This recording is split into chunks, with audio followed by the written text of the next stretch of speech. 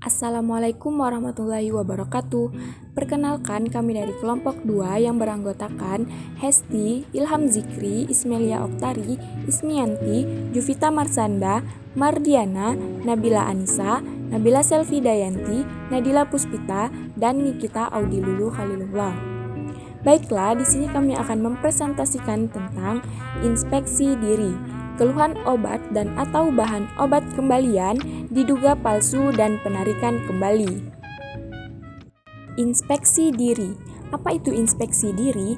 Inspeksi diri merupakan salah satu aspek dari CDOB yang dilakukan untuk memantau dan mengevaluasi pelaksanaan dan kepatuhan yang dilakukan oleh PBF apakah sesuai dengan aspek yang tercantum dalam CDOB. Inspeksi diri digunakan untuk mencari cara pencegahan dan mengatasi masalah secara efektif. Prinsip umum CDOB. Yang pertama, prinsip-prinsip CDOB berlaku untuk aspek pengadaan, penyimpanan, penyaluran termasuk pengembalian obat dan atau bahan obat dalam rantai distribusi. Yang kedua, semua pihak yang terlibat dalam distribusi obat dan atau bahan obat bertanggung jawab untuk memastikan mutu obat dan atau bahan obat dan mempertahankan integritas rantai distribusi selama proses distribusi. Yang ketiga, prinsip-prinsip CDOB berlaku juga untuk obat donasi, baku pembanding, dan obat uji klinis. Yang keempat, semua pihak yang terlibat dalam proses distribusi harus menerapkan prinsip kehati-hatian dengan mematuhi prinsip CDOB, misalnya dalam prosedur yang terkait dengan kemampuan telusur dan identifikasi risiko. Yang kelima, harus ada kerjasama antara semua pihak, termasuk pemerintah, bea dan cukai, lembaga penegak hukum, pihak yang berwenang, industri farmasi, fasilitas distribusi, dan pihak yang bertanggung jawab untuk penyediaan obat, memastikan mutu dan keamanan obat, serta mencegah paparan obat palsu terhadap pasien. Inspeksi diri harus dilakukan dalam rangka memantau pelaksanaan dan kepatuhan terhadap pemenuhan CDOB dan untuk pelaksanaan dan kepatuhan terhadap pemenuhan CDOB dan untuk bahan tindak lanjut langkah-langkah perbaikan yang diperlukan. Yang pertama, program inspeksi diri harus dilaksanakan dalam jangka waktu yang ditetapkan dan mencakup semua aspek CDOB serta kepatuhan terhadap peraturan perundang-undangan, pedoman, dan prosedur tertulis. Inspeksi diri tidak hanya dilakukan pada bagian tertentu saja. Yang kedua, inspeksi diri harus dilakukan dengan cara yang independen dan rinci oleh personil yang kompeten dan ditunjuk oleh perusahaan. Audit eksternal yang dilakukan oleh ahli independen dapat membantu, namun tidak bisa dijadikan sebagai satu-satunya cara untuk memastikan kepatuhan terhadap penerapan CDOB. Yang ketiga, audit terhadap kegiatan yang disubkontrakkan harus menjadi bagian dari program inspeksi diri.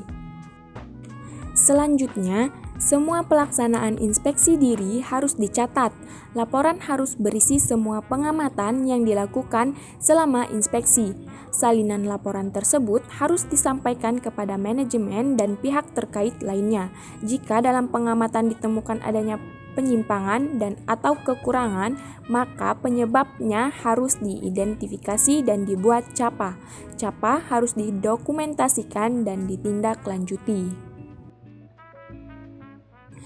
Keluhan obat dan atau bahan obat kembalian diduga palsu dan penarikan kembali. Secara umum, semua keluhan dan informasi lain tentang obat dan atau bahan obat berpotensi rusak harus dikumpulkan, dikaji, dan diselidiki sesuai dengan prosedur tertulis. Obat dan atau bahan obat yang akan dijual kembali harus melalui persetujuan dari personil yang bertanggung jawab sesuai dengan kewenangannya. Diperlukan koordinasi dari setiap instansi, industri farmasi, dan fasilitas distribusi dalam menangani obat dan atau bahan obat yang diduga palsu. Jika diperlukan, dibutuhkan suatu sistem yang komprehensif untuk menangani semua kasus, termasuk cara penarikan kembali. Harus tersedia dokumentasi untuk setiap proses penanganan keluhan termasuk pengembalian dan penarikan kembali serta dilaporkan kepada pihak yang berwenang.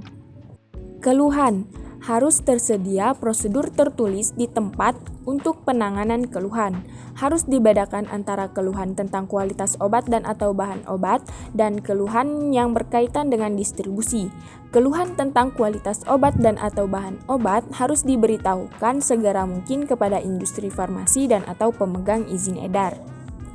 Harus tersedia catatan terhadap penanganan keluhan termasuk waktu yang diperlukan untuk tindak lanjutnya dan didokumentasikan. Harus ada personil yang ditunjuk untuk menangani keluhan. Setiap keluhan tentang obat dan atau bahan obat yang tidak memenuhi syarat harus dicatat dan diselidiki secara menyeluruh untuk mengidentifikasi asal atau alasan keluhan, termasuk penyelidikan terhadap batch lainnya. Semua keluhan dan informasi lain mengenai produk yang rusak dan diduga palsu harus diteliti atau diidentifikasi atau ditinjau dan dicatat sesuai dengan prosedur yang menjelaskan tentang tindakan yang harus dilaksanakan. Setiap keluhan harus dikelompokkan sesuai dengan jenis keluhan dan dilakukan trend analisis terhadap keluhan. Obat atau bahan obat kembalian. Harus tersedia prosedur tertulis untuk penanganan dan penerimaan obat atau bahan obat kembalian dengan memperhatikan hal berikut. Yang pertama, penerimaan obat atau bahan obat kembalian harus berdasarkan surat pengiriman barang dari sarana yang mengembalikan, dan jumlah dan identifikasi obat atau bahan obat kembalian harus dicatat dalam catatan penerimaan dan pengembalian barang. Fasilitas distribusi harus menerima obat dan atau bahan obat kembalian sesuai dengan persyaratan dari industri farmasi atau fasilitas distribusi lain.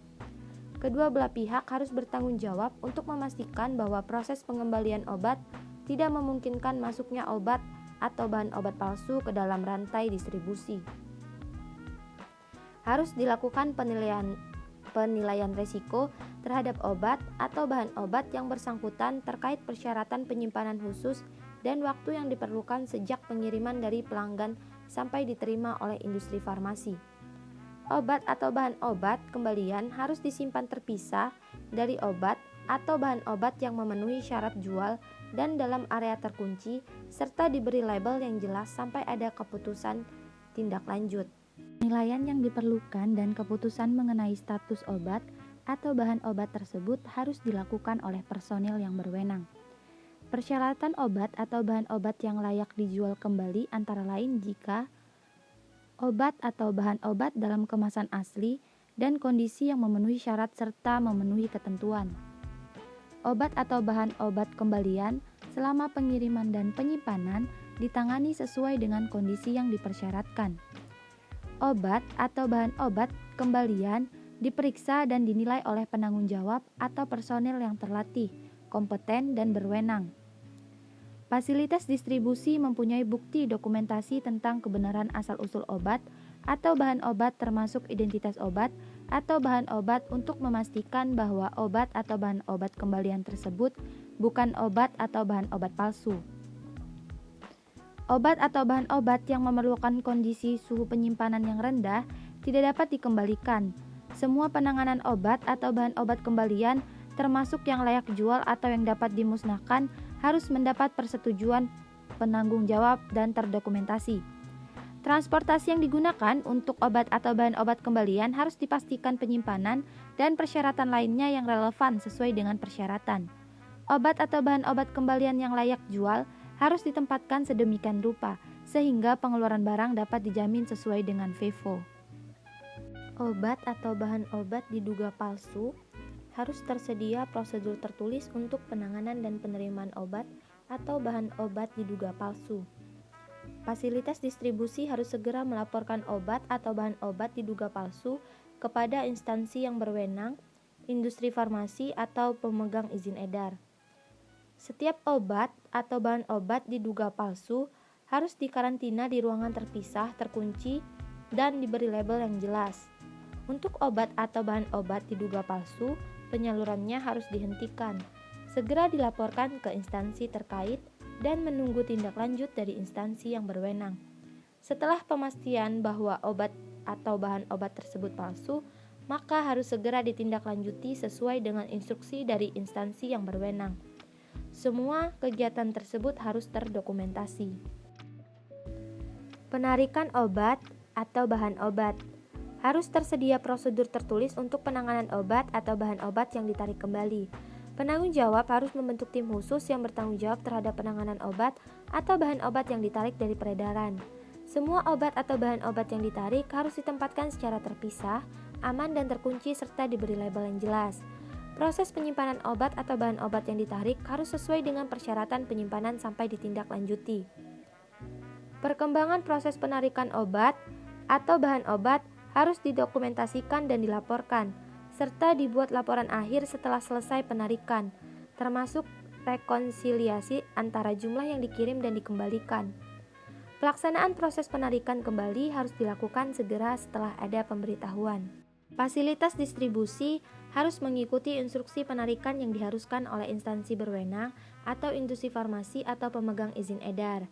Fasilitas distribusi harus mempunyai dokumentasi tentang informasi pelanggan antara lain alamat, nomor telepon, faks, dan obat atau bahan obat antara lain batch, jumlah yang dikirim. Dokumentasi pelaksanaan penarikan obat atau bahan obat harus selalu tersedia pada saat pemeriksaan dari instansi berwenang. Efektivitas pelaksanaan penarikan obat atau bahan obat harus dievaluasi secara berkala. Pelaksanaan penarikan obat atau bahan obat harus diinformasikan ke industri farmasi atau pemegang izin edar.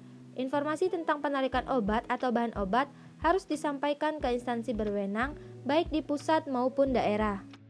Pada kondisi tertentu, prosedur darurat penarikan obat atau bahan obat dapat dilaksanakan. Semua dokumentasi penarikan obat atau bahan obat harus didokumentasikan oleh penanggung jawab sesuai dengan kewenangan yang tercantum pada uraian tugas. Semua proses penanganan ini harus terdokumentasi dengan baik. Baiklah, sekian pemaparan materi dari kelompok kami. Apabila ada kesalahan, kami mohon maaf. Saya ucapkan wabillahi taufiq wal hidayah. Wassalamualaikum